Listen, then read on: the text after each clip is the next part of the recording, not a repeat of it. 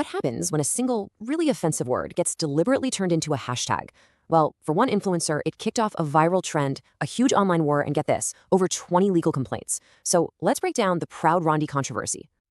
Did hearing this make you uncomfortable? That's the exact question content creator Divija Bhasin asked in the video that started this whole thing. It's a loaded word for sure, and that feeling of discomfort, it's pretty much at the center of this entire story. So, the person at the heart of the storm is Divija Bhasin. She's a social media influencer and also a psychologist based in Delhi. And her background is important here, because as a feminist who talks a lot about women's issues, you can start to see why she might view this controversial move as an act of empowerment. Randy supremacy. I'm a proud Randy.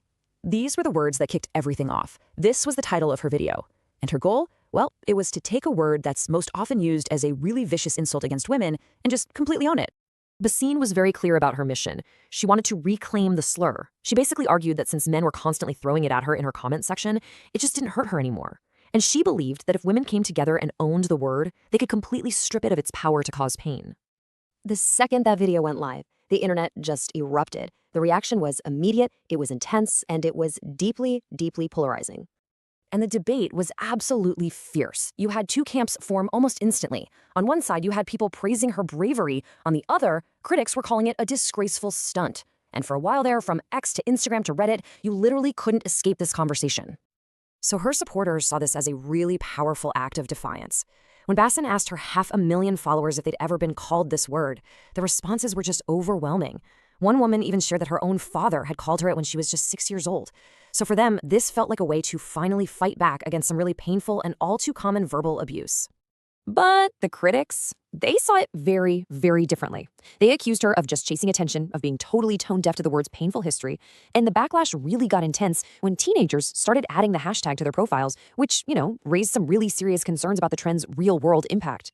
And this is where things took a really serious turn. This argument didn't just stay online. It escalated pretty dramatically, moving from social media feeds right into the legal system. This is a tweet from Abhinav Gupta, an ex-user who calls himself a traitor and a political reformer. He was one of the first people to take this offline and into the real world by filing an FIR, which is a first information report against Bhasin. And the allegations were incredibly serious. The main complaint accused her of violating the POSSO Act, that's the Protection of Children from Sexual Offenses Act. The claim was that by encouraging her followers to use the hashtag, she was essentially inspiring minors to use obscene language online. The legal pressure just mounted incredibly quickly. In a follow-up video, Bhasin claimed that over 20 separate FIRs had been filed against her from all across the country. And it didn't stop with legal threats. The consequences got personal and pretty scary. Bhasin reported that her home address was leaked online, which led to harassment against not just her, but her parents as well. Okay, so this whole episode really forces a much deeper conversation. It goes way beyond just a simple hashtag. We're getting into history, power, and the very nature of language itself. You see, the complexity of this whole debate is really rooted in the word's history. Rundi hasn't always been a slur. The Oxford Hindi Dictionary, for example, lists its historical meaning as widow, same as in Punjabi. And in Telugu, it can still just be used as a way to address someone. Understanding how it evolved is pretty key to understanding the controversy today. And this brings us right to the absolute core of the criticism. Even if the goal is empowerment, does everyone have an equal right to lead that charge? Especially with a word that is so tied to violence and oppression against a very specific group of women.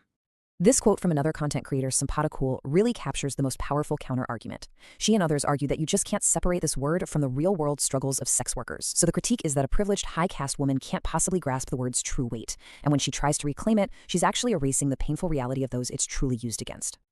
So when you step back and look at the whole shebang, this controversy really becomes a case study in the complexities of social media activism and just how messy online discourse can get. Now, Bhasin, for her part, she stayed defiant. In response to all the legal threats, she posted this, and it's basically a challenge to what she sees as societal hypocrisy. Her point was pretty clear. If she's facing jail time for using the word about herself, then what about all the men who use it as a weapon against women every single day? This entire saga leaves us with some pretty critical questions, doesn't it? Like, is social media activism actually effective?